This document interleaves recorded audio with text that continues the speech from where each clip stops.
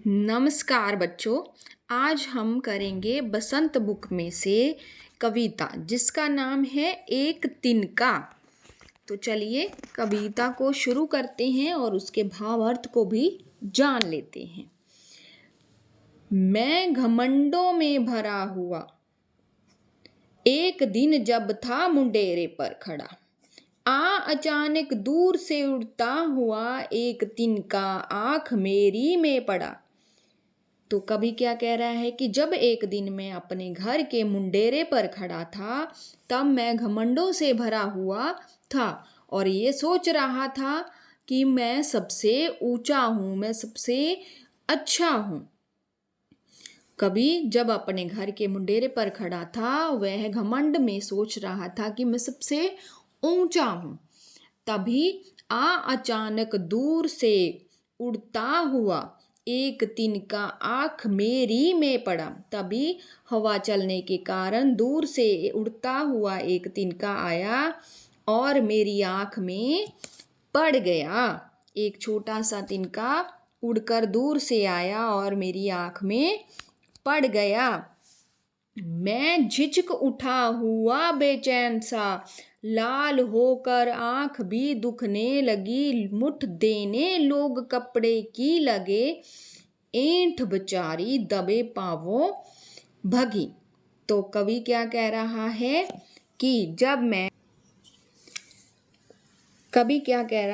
कि जब अचानक दूर से उड़ता हुआ एक तिनका मेरी आंख में पड़ गया, मैं झिझक उठा यानी कि परेशान हो गया, हुआ बेचैन सा। वह बेचैन हो गया, उसके मन की जो शांति थी वह उसे छिन चुकी थी। घमंडी परेशान और बेचैन होने के कारण दर्द से तड़फने लगा और तिनका पड़ने से लाल होकर आंख भी दुखने लगी। आंख लाल हो गई और दुखने भी लगी, दर्द भी करने लगी। तभी आसपास के लोग मुठ देने लोग कपड़े की लगे।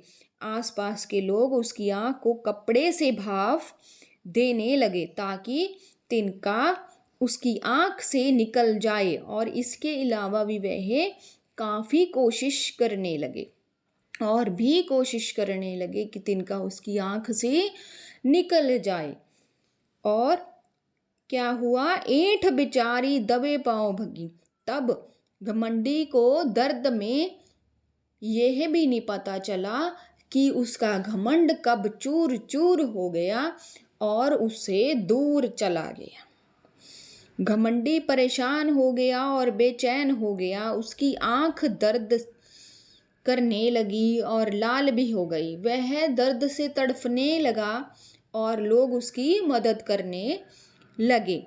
तब उसे पता भी नहीं चला कि उसका घमंड कैसे चूर चूर हो गया और उससे दूर चला गया।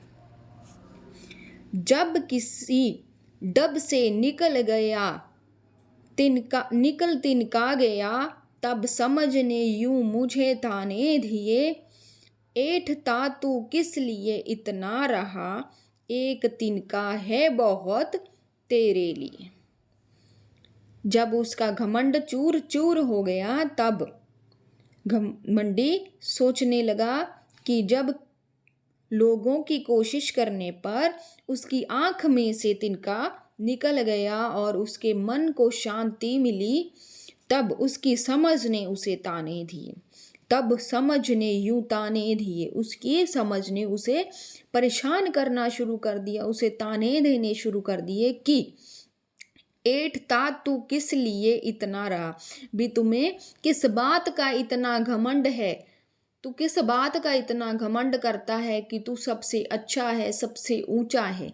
लेकिन एक तिनका है बहुत तेरे लिए, पर तुम्हारे घमंड को चूर करने के लिए, तोड़ने के लिए तो सिर्फ एक तिनका ही काफी है। तो किस बात का तुम इतना घमंड कर रहे हो। तो एक बार फिर देखेंगे कि जब घमंडी की आंख में से तिनका निकल गया, तब उसकी समझ ने, उसके मन ने, उसकी सोच ने उसे ताने दिए कि तू किस लिए इतना घमंड करता है, किस लिए इतना सोचता है कि तू सबसे ऊंचा है, पर तुम्हारे घमंड को दूर करने के लिए तो एक तिनका, छोटा सा तिनका ही काफी है, जिसने तुम्हारे घमंड को चूर चूर कर दिया। तो बच्चों, इस कविता से हमें शिक्षा ये मिलती है कि हमें कभी भी किसी चीज को छोटा या बड़ा समझकर उसका मान सत्कार या निरादर नहीं करना चाहिए।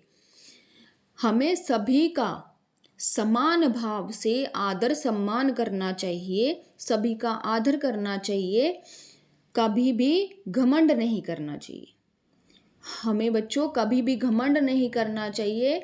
हमें हमेशा सभी से प्रेम भाव से व्यवहार करना चाहिए और किसी भी चीज़ को छोटा नहीं समझना चाहिए। इस कविता से, कवि के माध्यम से हमें ये शिक्षा मिलती है कि कभी भी घमंड नहीं करना चाहिए, क्योंकि एक छोटे से तिनके के समान वस्तु से भी हमारा जो घमंड है वह चूर चूर हो सकता है। इसीलिए कभी भी घमंड मत करो, अपने कार्य और लक्ष्य की ओर ध्यान दो। तो बच्चों, इस कविता को समझकर आप इसे याद कीजिए। धन्यवाद।